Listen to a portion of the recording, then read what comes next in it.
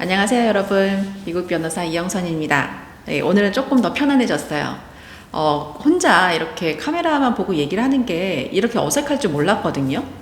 왜냐면 저희가 줌 미팅을 할 때나 뭐 스카이프 미팅을 할 때나 그 화면 속에 있는 자기 얼굴을 보고 얘기를 하고 그렇기 때문에 굳이 혼자 정말 있어도 되게 어색하지가 않았어요. 근데 정말로 이 카메라를 보고 제가 혼자 얘기를 하는데 전 지금 제 얼굴이 안 보이거든요. 그러니까 저 카메라 구멍을 보고 있기 때문에 제 얼굴이 어떻게 나오는지 지금 잘 안 보입니다.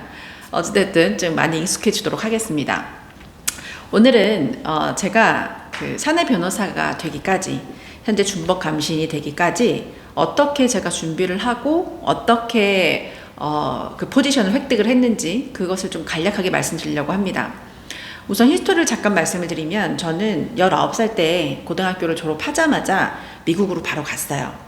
미국으로 가서 뭐 미국 변호사가 되겠다라는 꿈을 안고 혼자 미국에 갔습니다. 혼자 미국에 가서 이제 University of Illinois UIUC에 Political Science Department에 들어가서 4년간 공부를 했어요. 제가 Political Science를 했던 이유는 바로 이제 법대에 들어가서 그게 도움이 될 것 같아가지고 했습니다. 그런데 그 도움이 됐는지 안 됐는지 잘 모르겠는 게 나중에 제가 더 설명을 드리겠지만 러스쿨 들어갈 때는 GPA가 중요하고 그 다음에 LSAT이 중요하고 그 다음에 이제 Personal Statement나 뭐 Recommendation Letter나 뭐 그런 게 되게 중요하죠. 그런데 그때 당시 저는 그냥 Political Science 하는 게 훨씬 더 저한테 이득이 된다고 생각을 해서 그렇게 했었는데요. 어찌됐든 졸업을 하고 이제 미시건에서 저희 러스쿨을 이제 3년 다니면서 고생을 또 겁나 많이 했죠. 그때는 그 7법이라고 하는 그 법들이 있잖아요. 뭐 evidence, contract, real property, 그다음에 그 CPRO라든가 그런 것들에 대해서 이제 로스쿨 들어가서는 이제 처음에 first year라고 1년 안에 이제 거의 모든 과목을 다 배웁니다. 그래서 그때는 제가 지금 강의할 때도 많이 사용하는 소위 말하는 소크라틱 메소드를 많이 사용을 하고요. 소크라틱 메소드는 이제 교수님이 저한테 질문을 하면 저도 답변을 하고 그러면서 이제 케이스가 어떻게 형성이 되는지 그런 것들을 저희가 공부를 하게 됩니다. 보통 그렇게 케이스 공부를 많이 하는 이제 방법 툴이 이제 브리프를 쓰는 거죠.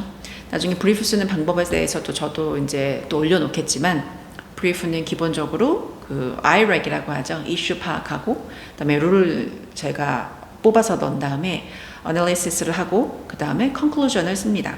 그게 이제 반복적으로 이루어져요. 반복적으로 3년 내내 이제 그런 행동을 합니다.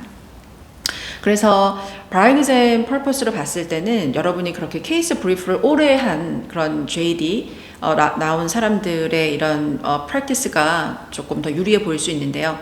뭐 그렇게 러스쿨을 3년 다니지 않아도 여러분께서는 이제 그런 연습을 충분히 하게 된다면은 나중에 그 bar exam 볼 때는 훨씬 도움이 될 것 같습니다.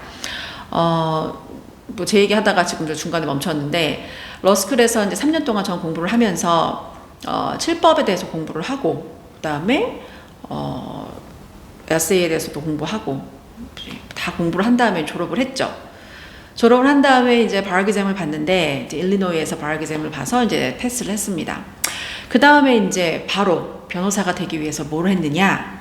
바로 일리노이 안에 있는 대형 로펌에 들어갔어요. 세드윅이라고 하는 로펌이 있는데 그때 당시 제가 거기를 들어갈 수 있었던 이유는 운이 좋아서였습니다.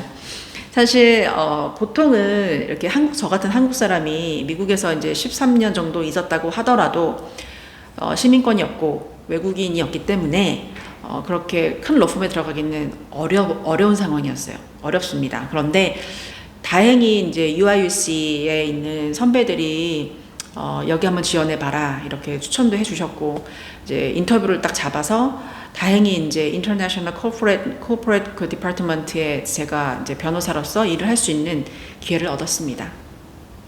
근데 그러다 보니까는 이제 그때부터 저는 이제 날개를 달았다고 생각을 했죠. 날개를 달았다고 생각을 했는데 날개 단 건 아니었고 어쨌든 주구장창 계속 라이팅만 하고 리서치하고 라이팅하고 리서치하고 가끔 M&A 협상에 들어가가지고 이제 그 텀쉿이라고 하죠. 텀쉿 같은 거를 제가 작성을 하고 그걸 상사한테 제가 제출을 드리면은 상사가 그걸 보고 이제 첨삭을 해줍니다.